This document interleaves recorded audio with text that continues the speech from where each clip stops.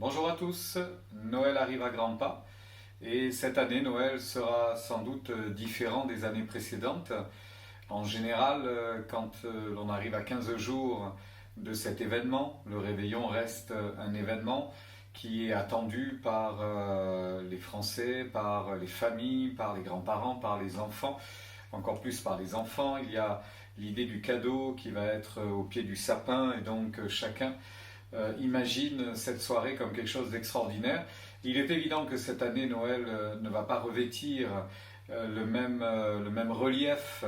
D'ailleurs, on se posera des questions. Sans doute aujourd'hui, aurons-nous quelques réponses de savoir ce qu'il sera possible de faire, s'il sera possible de se réunir. Et déjà, il semblerait qu'il ne soit pas possible de se réunir à grand nombre. Le fait est que Noël reste quand même dans l'esprit de chacun d'entre nous le moment d'une grande fête.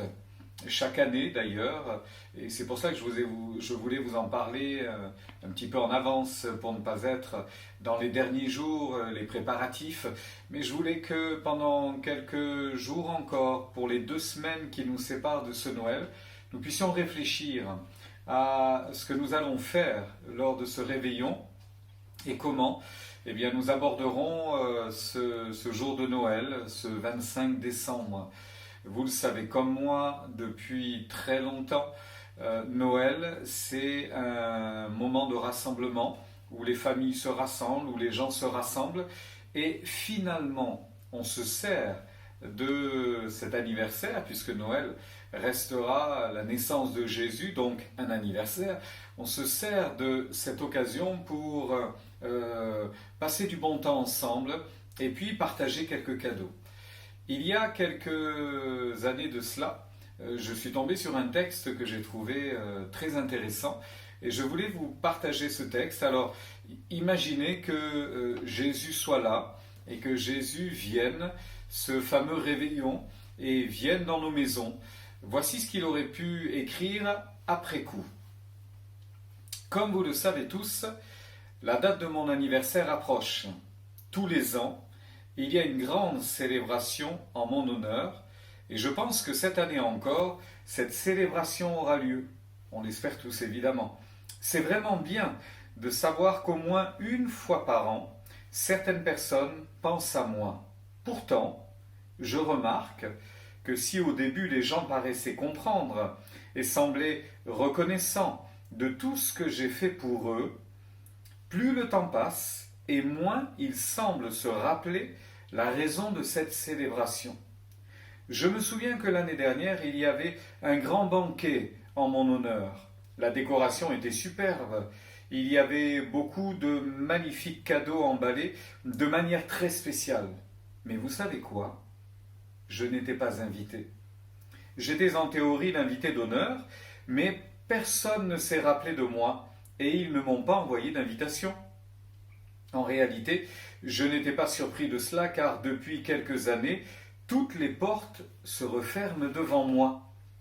Comme je n'étais pas invité, j'ai décidé de me joindre à la fête, sans faire de bruit, sans me faire remarquer.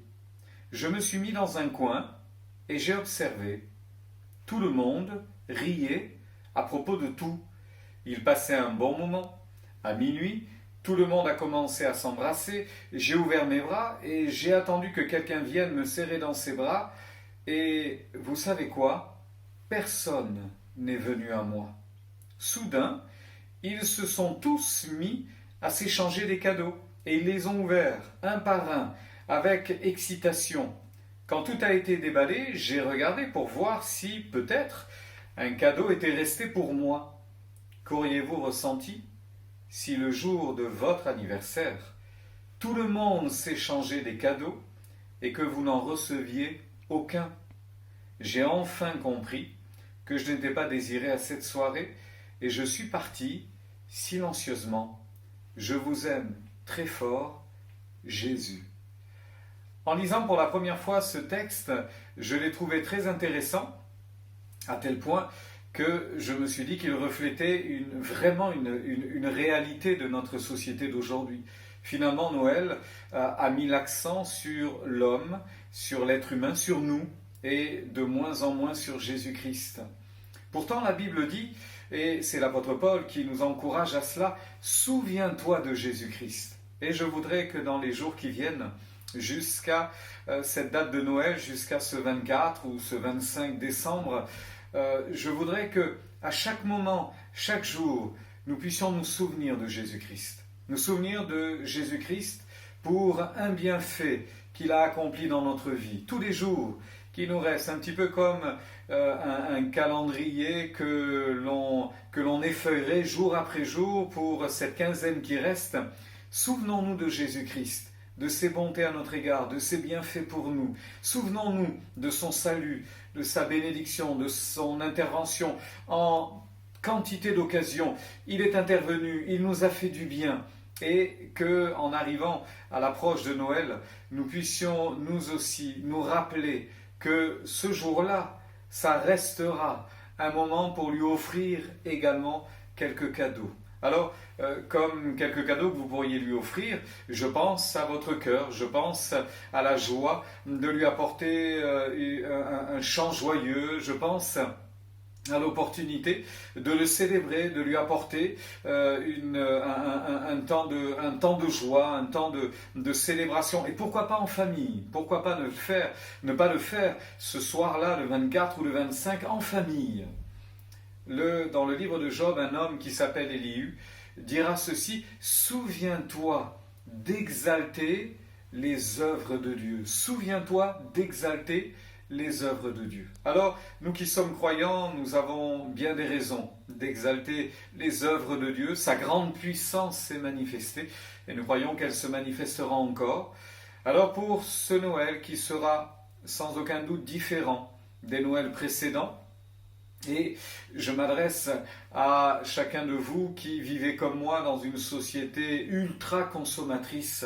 Nous savons que Noël est devenu également quelque chose de très commercial, mais Noël ne sera pas ainsi en d'autres lieux de la terre, en d'autres endroits, là où il y a moins l'occasion de dépenser et de mettre beaucoup d'argent pour offrir beaucoup de cadeaux.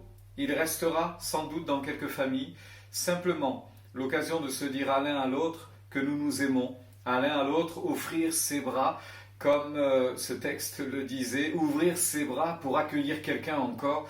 Toujours est-il que nous pouvons célébrer et nous souvenir de la grande puissance que Dieu a mis en œuvre pour nous racheter, pour nous sauver, pour tout changer dans notre vie. Alors que ce Noël qui vient ne soit pas un Noël où Jésus sera absent, où Jésus ne sera pas au centre de la fête, mais que ce Noël encore soit pour nous l'occasion de mettre Jésus au centre, de le célébrer lui, de l'acclamer lui et de lui apporter l'honneur qui lui revient. Nous voulons plus que jamais, dans ces temps-ci, nous souvenir de Jésus-Christ et en parler autour de nous. Et quand les uns et les autres nous rappelleront qu'il sera difficile de se retrouver à Noël et c'est un Noël un peu triste, un peu différent, nous leur dirons que non, Noël n'est jamais triste, que Noël n'est pas une période triste, et certainement pas cette année encore, parce que celui à qui revient cette fête sera là, c'est Jésus-Christ. Apportons-lui l'hommage qui lui revient, apportons-lui nos cœurs, célébrons-le et réjouissons-nous de le connaître. Chaque jour, dès aujourd'hui et pour les jours qui viennent, je veux me souvenir encore de la bonté de Dieu et de l'amour que Jésus a manifesté à mon égard à la croix du Calvaire. Soyez bénis et soyons tous bénis en attendant cet heureux jour dans quelques jours où nous pourrons le célébrer. Prions ensemble. Notre Dieu, notre Père, nous te rendons grâce. Nous te bénissons pour l'œuvre accomplie par notre Rédempteur, bien-aimé Jésus, ton Fils. Nous te remercions pour l'œuvre accomplie au Calvaire. Nous te remercions pour ce temps extraordinaire. Et nous te demandons de nous faire grâce encore et de parler à nos cœurs.